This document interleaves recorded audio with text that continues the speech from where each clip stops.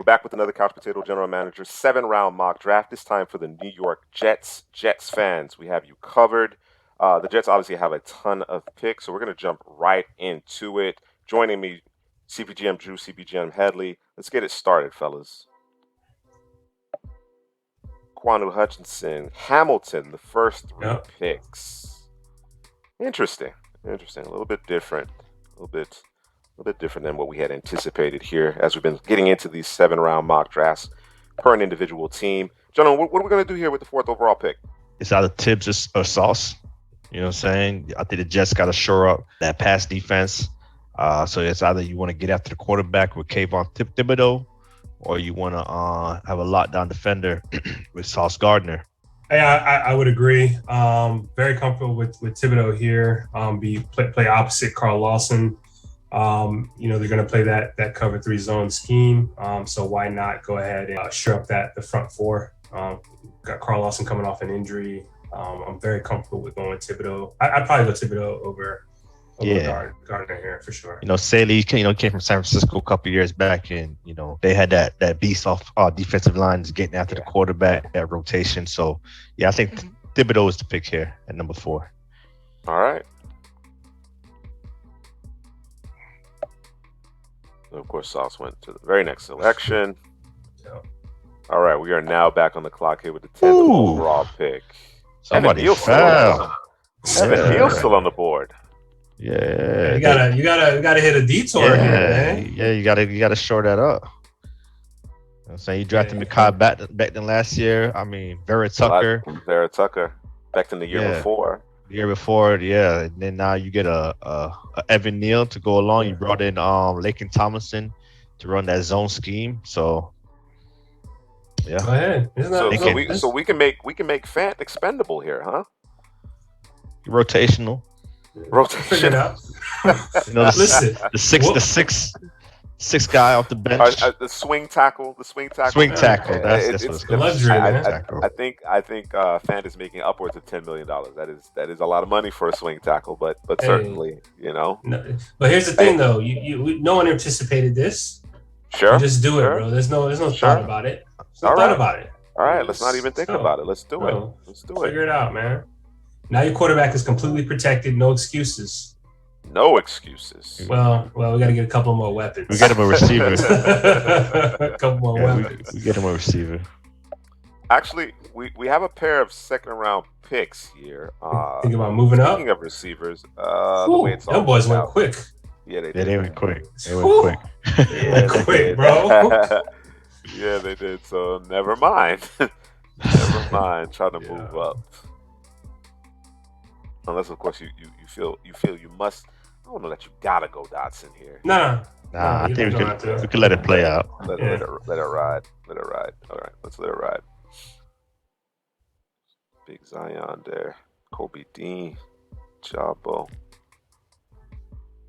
Dotson. Of course, he goes to the Chiefs. Well, naturally. All right. So we have the 35th overall pick as well as the 38th overall pick. We then have a 3rd-round pick as well. So 3 picks in day 2 here. We drafted Thibodeaux 4th overall. Evan Neal falls to us 10th overall. We had to do it. George Fant, he'll serve as our swing tackle for a season, but he looks like he's on his way out. What are we doing here at 35th overall, gentlemen? I know you need a corner. That's a position they need. You got Roger McCreary right there. It's not the system is not ideal, but I think he's such a well-rounded player. It doesn't really matter what the system is. I think whatever defense you deploy, McCreary will fit right in. What's the receivers that's there on the board real quick? Sky Moore, Christian Watson stretched the field. I do like him to stretch the field. We probably can get him at 38. What about a free safety? They need a free safety. Yeah, because that's what I was going to ask. Because I know Whitehead was signed, strong safety. They got Joyner. Let's go see, man. They drafted a lot of safeties, or rather, they signed a bunch of safeties, bro. Yeah, but ain't none of them. But don't you think? Georgia? Don't you think Scene is like a Whitehead almost, kind of redundant there? Think Scene? No, I think Seen can do anything because he's got range, got speed, he's intelligent. He can come down in the box and lay wood. He can play the nickel position. He kind of makes you multiple back there. He's the guy that can allow you to do different things with other people because of what he can do. So you like Seen over McCreary here? I do. Considering everything you've done at safety and because of the scheme. All right. If we're not talking cover 3, we're talking a more man coverage. I definitely would go with McCreary for sure. I know what you're saying. Boy, Drew loves Seen, man. Hey, man. You love him. Hey, you love man. him, bro. That's a cop out. That's a cop out. You love him. No, I'm just stating facts. He loves Seen. I like McCreary over Seen, but well, now we gotta go receiver with one of the picks. Yeah, we're gonna need a receiver also. Maybe we go receiver first and then see if Seen and McCreary, whichever one falls to us. It makes no difference to me, bro. Let's. It's only 3 picks, right? Who's after? Giants and Texans. Giants. The Texans go receiver. Yeah, they could go bomb on them. Texans right. went Karlaftis Hamilton with their first 2 picks. Yeah, so safety. That and the Giants went Gardner Walker. All right, let's go receiver. Go receiver to protect it. Go to Christian Watson route. Either or, Sky Moore, Christian Watson. I like both of them. I'll take Watson over Moore, but it's not by a mile or anything like that. Yeah, personally, I like Sky Moore, but I think what Watson can do for the offense as a deep threat. Mm-hmm. I think that complements Elijah Moore, Corey Davis really well. I'd agree with that. All right. Christian Watson it is. Ooh. Well, we know what we got to do now. Go ahead and do it. Make a decision for us. Yes, sir. Lewis Seen is the pick. Let us know where you would have gone there with those 2 picks, Jeff. I would have gone Roger McCreary first, bro. And then you would have been receiverless. All right. Bro, you paid Corey Davis, you drafted Elijah Moore, you re-up with Braxton Berrios. Right. Denzel Mims, I'm gonna see if I can get something out of that. There's some receivers here that I think even if you decide to trade back up into the second round, I think there's something that you can do a number of different things that way. That's just my thought process. But Lewis Seen is the pick here since we missed out on Roger McCreary. Hurt. We missed out, bro. Yeah. All right. So what's the corners out there? You want pause? Pause. I just want to see the corners out there. Okay. Because that's the guy you want. You want Woolen. That's the guy you want right there. What's the next pick? What's our next pick? Our next pick, I believe, is 69, if I'm not mistaken. Okay, I think we in range then. All right. Let it play out. Play it out. Let it play out. Yeah, let it roll. Yeah, Woolen got the size, he got the speed to play that position. Just gotta use his hands. If he you do got 5 fingers and a hand, you just gotta use them. Just gotta use them, bro. That's it. That's all we asking, bro. Go ahead and do it, man. Pull it. Yeah, pull it. Don't even think about it. Don't look nowhere else. Just do it, huh? Yeah, let's pull it, man. Pull it. Okay. All right. Look at that corner. Long. He's the prototype for that coverage they're gonna run over there. All right, so it's going to be a while before we pick again here. Thibodeaux, Neal, weren't anticipating Neal 10th overall, but had to do it. Drew insisted Christian Watson at 35. We go Lewis Seen, and then we get Tariq Woolen. I think in terms of the schemes that best suit Tariq Woolen's skill set, even though he's a bit raw, is this cover 3 scheme. I think this is the right system for him to play in. That's where you're going to get the best out of that particular player. So good start to this point. I'd argue it could be better, but Roger McCreary. Roger McCreary, bro. Nah, he got them short arms, bro. He's not gonna work in the cover 3 scheme. Hey, come on, man. That man could do anything, bro. No, he can. I love him. They sleep, bro. Maybe you Trey McBride again. Get him in every draft. Yo. They brought in two man. tight ends. They brought in two tight ends. They brought in They got Usama. Usman and That's a Conklin. position that Tyler they Conklin. have prioritized. Yeah. I think you can get somebody in here to play next to CJ Mosley, Quincy Williams. Let's see. Some of those backers went here recently. Brandon Smith, Terrell. Troy Anderson. Yeah, Troy Anderson, the player. He went to the Seahawks at 109. Oh, did he? Yeah. And if we don't go to linebacker, where would we go? I think they just need a running back. You know, you got Michael Carter. I love him a lot. Man, Spiller right there for you to pair up with Carter. I like Rashad White. You like him right here, though? I like Spiller over him, but I'm just saying if you want to wait on running back, I think Rashad White probably direction. Then the fan base would love a Spiller. Are they in 111 or 117? Take Spiller, bro. He's too he's falling, and you can't let him fall any further, bro. I think at this point, the value that Isaiah Spiller presents, pairing him up with Michael Carter, is a little too much to pass up. So we'll go the Spiller route here, and then we're gonna be right back. Brandon Smith went with the very next pick. Rashad White went 116 because I was thinking maybe go in a different direction and go Rashad White, but Broncos got him. Yeah. So I think Spiller was the right decision. D'Angelo Malone. There you go. Do it. All right. So just in terms of looking at the board outside of Trey McBride as he continues to slide here, I think to your point, Drew, a guy like D'Angelo Malone here presents a lot of upside, adds some more teeth to that pass rush. You can never have too many of them. So we're going to go D'Angelo Malone right here, and that's going to finish up our draft in the 4th round. We have 2 more picks coming in the 5th round. Let's take a quick look at what we've done to this point. Kayvon Thibodeaux, Evan Neal fell to us, 10th overall. Christian Watson, followed by Lewis Seen. Tariq Woolen fits this cover 3 scheme well despite some rough edges. Isaiah Spiller falls into our lap, 111 overall. And then, of course, D'Angelo Malone was our last pick. So good group here, quality group here. The one area that I'd like to address, hopefully the board matches up with when we're actually on the clock, is the linebacking position. I'd like to add another player to the mix there to pair with CJ Mosley, compete with Quincy Williams. For those that's the uninitiated in terms of D'Angelo Malone, he was at the Senior Bowl. And he was a guy who was popping off the tape in practice. We were confusing him with Jermaine Johnson. Yeah, that's how effective he was.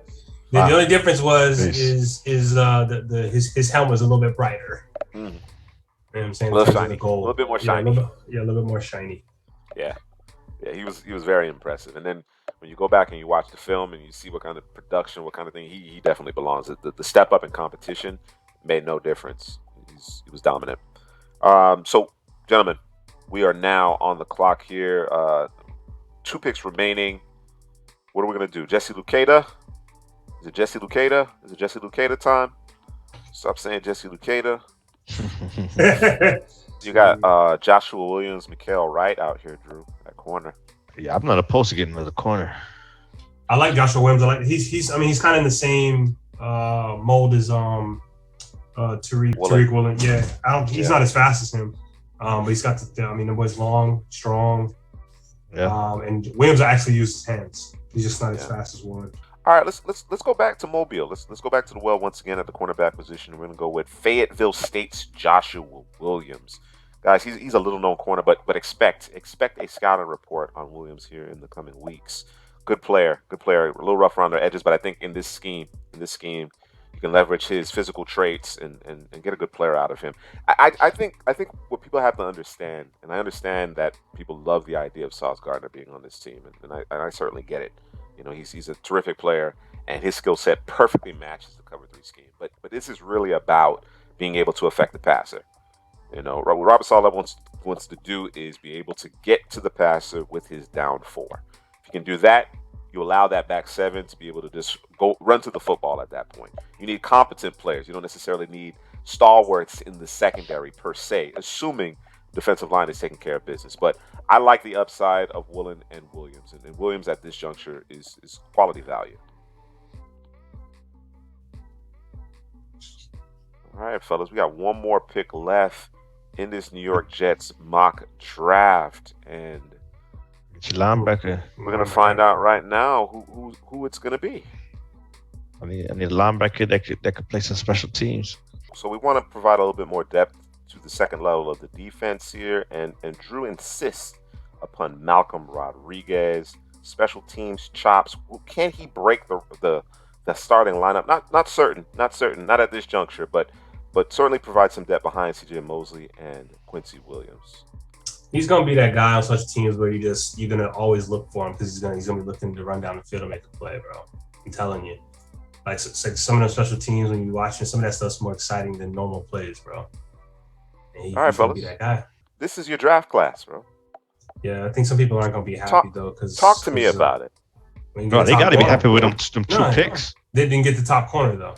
Oh, they wanted Sauce. Yeah, they wanted Sauce. They wanted a Stingley. You know what I'm saying? They wanted, just one of those top guys. But if Evan Neal falls that far, and obviously he's probably not going to, right?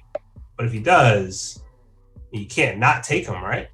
No, you can't not take Evan Neal. In that scenario, I can see a scenario where the Jets actually trade down because someone says, "Hey, we'll give you the farm because we want Evan Neal." That's what probably could happen. But we gave up a big time corner to shore up the offensive line for Zach Wilson, and we got him a receiver and Christian Watson. So go run tell that and hit me down in the comment section. I'm always okay with addressing the trenches. I know it's not always sexy. It's not always exciting, but I'm always in favor of prioritizing that, particularly when you have comparable players. Now, if you're arguing that Sauce Gardner is the best player in the draft, i.e. Headley, and you have a shot to take him at a position of need, hey, certainly. But I'm not going to argue with Kayvon Thibodeaux at all, and certainly with Evan Neal falling to 10, even though you have George Fant in place. You now have the makings of a special unit. This could be a special offensive line, particularly with Mekhi Becton back healthy. So certainly I'm always going to be 9 times out of 10, I'm going to go with the offensive line, defensive line before I go to any other position, particularly as you get further and further from the line of scrimmage. Part of my trepidation with this is Christian Watson. And here's why. I like Christian Watson. I like what we saw from him in Mobile. But I also like what I saw from Denzel Mims in Mobile. And I'm just wondering if we're kind of setting ourselves up for kind of a similar situation. Mims tested fantastically. He was terrific, probably the best receiver at Mobile that particular draft cycle. Could Christian Watson potentially find himself in a similar situation? Nah. What do you think? Nah. Why not? Nah. What's the difference? Because the system that Mims was coming out of, I mean, it's for the receiver. The system that Christian Watson is coming out of is a run-heavy, play-action-oriented offense, and he did what he had to do within that offense when he got chances. The biggest knock right now on him is he does drop passes, but a lot of that is I'm trying to get the ball and go. You know what I'm saying? Not really, just he dropped a wide open pass because he dropped a wide open pass. It's because he was trying to go before he had the ball, which we can, he can fix that. All right, so some concentration drops. He's here trying to get in, making a play before catching the football. Okay, all right. So with that being said, Christian Watson, and then we talk about the cornerback position, Tariq Woolen, Joshua Williams, another pair of players who performed rather well. Maybe some mixed results, but certainly demonstrated that they have a unique skill set at the corner position. Headley, what are your thoughts in terms of what we did to address the cornerback position? Again, I'm of the mindset in this particular scheme, you do not need world beaters on the back end. If you do, that's great. That's a bonus. Yeah. But this is predicated on being able to get consistent pressure, create havoc, disrupt things with your down line. Yeah, and that was the reason we went on Thibodeaux at number 4. Saying even though I do think Sauce Gardner is the best player in the draft, you guys spoke to me and you're like, yo, that scheme, saying they don't need those superstar corners. We want those superstar front 4 players like he had in San Francisco with Carl Lawson getting back healthy, Thibodeaux, Quentin Williams, your boy that they got from New Orleans a couple years back, Sheldon and Rankins. Mm-hmm. With those guys, man, they could get after the quarterback, make it easier on Don Franklin Myers. Yep. It's gonna make it easier on the back end. I like the Bryce Hall pick last season, that corner. Mhm. You know, and you know, some other guys outperformed last season, Eccles and Michael Carter, the other Michael Carter on the other side. So you know, adding a Woolen and a Joshua Williams that fits that scheme. I think the Jets fans they need to look at this and say, you know what, you guys are right, man. CPGM, you guys are right. How we did it, definitely, man. All right, real quick. What was your favorite selection here, Drew, in this particular draft? I'm gonna take the easy. I'm gonna take the easy. Low hanging fruit. No, I'm not gonna do it. I'm gonna say D'Angelo Malone. Okay. I think people are gonna be very, very surprised about this guy. A lot of people don't think they know about him, but I'm telling you, he could be Carl Lawson. I think D'Angelo Malone could be Carl Lawson, bro. I'm trying to tell you. You know, I think he could have that kind of impact. What about you, Headley? I like the Isaiah Spiller pick coupled with the Evan Neal pick, coupled with Mekhi Becton, coupled with Vera Tucker, and coupled with Michael Carter. The Jets, I know they don't have the wide receiver one. I like Elijah Moore a lot. We'll see on Denzel Mims and Corey Davis, but they might not have the superstar receivers. But if you got that offensive line with Isaiah Spiller and a Michael Carter, you don't necessarily need it. Yeah, I kind of like that core right there. All right, guys, you heard it. Couch Potato General Manager. Here are your New York Jets 7th round mock draft for Drew, Headley. This is Juice signing off.